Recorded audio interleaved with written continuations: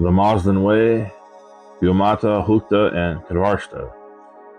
Here we will depart from the historical, mythical, and philosophical tenor of the other essays in this book and delve into the practical applications of Mazdan principles. My other books on the subject, The Good Religion and Original Magic, are heavily devoted to practical considerations.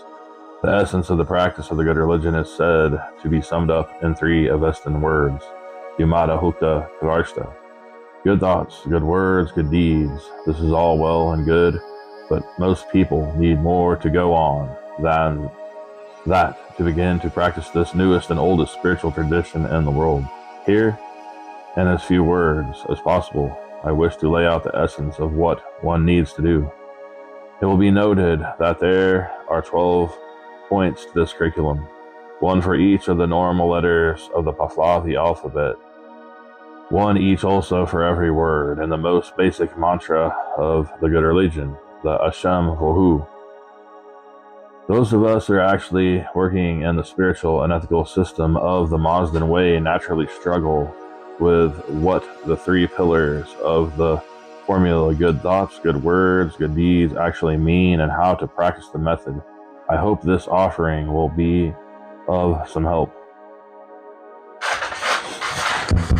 Good thoughts. Good thoughts are not merely thinking kind and positive thoughts about others or even oneself, although this is part of it. More pointedly, good thoughts are effective, powerful, and focused thoughts. They are the blueprints for effective living. The thoughts are good because of their quality as well as their moral content. To think well, we must learn 7 skills, or ways of thinking: meditation, concentration, visualization, imagining, memory, contemplation, logic, and kindness. Each of these skills can be cultivated separately using various exercises, and they can be practiced at any time and anywhere the initiate desires. The goal is to learn to think this way all the time. To learn many of these skills, one can turn to the internet and discover many sites that provide exercises in such things as meditation, concentration, visualization, and memory. 1. Meditation.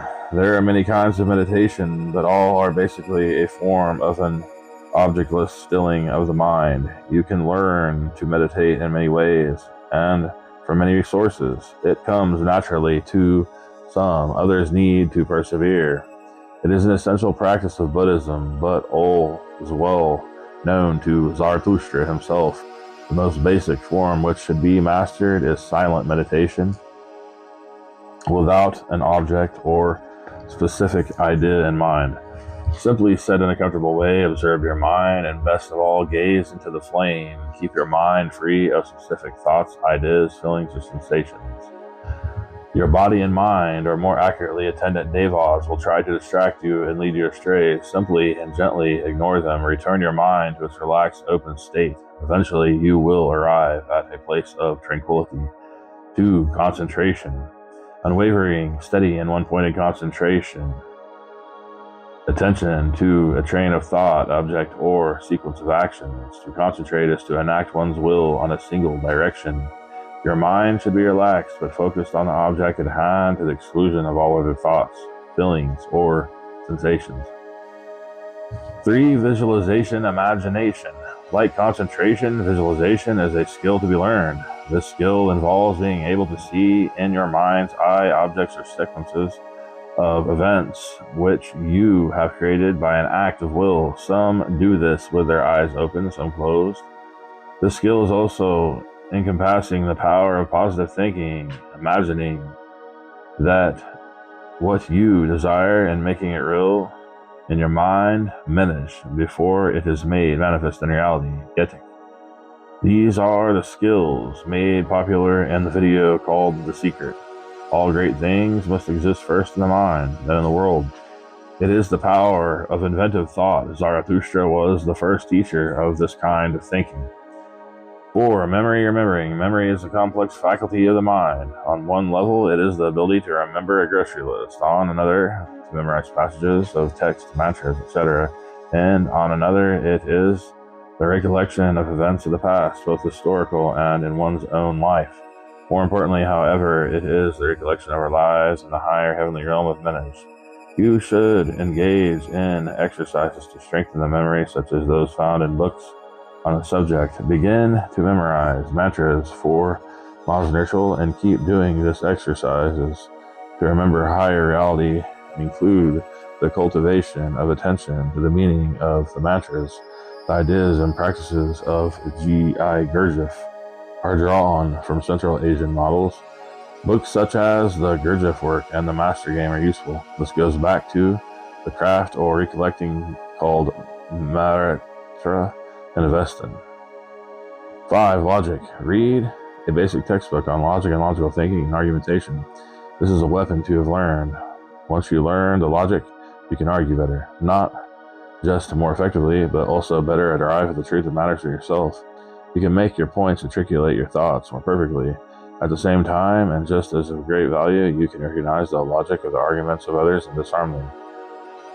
Lies will not be very effective. Crass advertising and political sloganeering will lose their effects. This is why logic is not hammered home in public schools. Ideally, logic is the employment of the rational mind to arrive at true conclusions and the avoidance of logic, which can be equated with Davic thought. Now, we recognize that Davic mental patterns are extremely powerful. This is because they prey on our weaknesses. The cult of stupidity is a real thing. Learn logic and use it and destroy the effects of this cult on your mind. 6. Contemplation.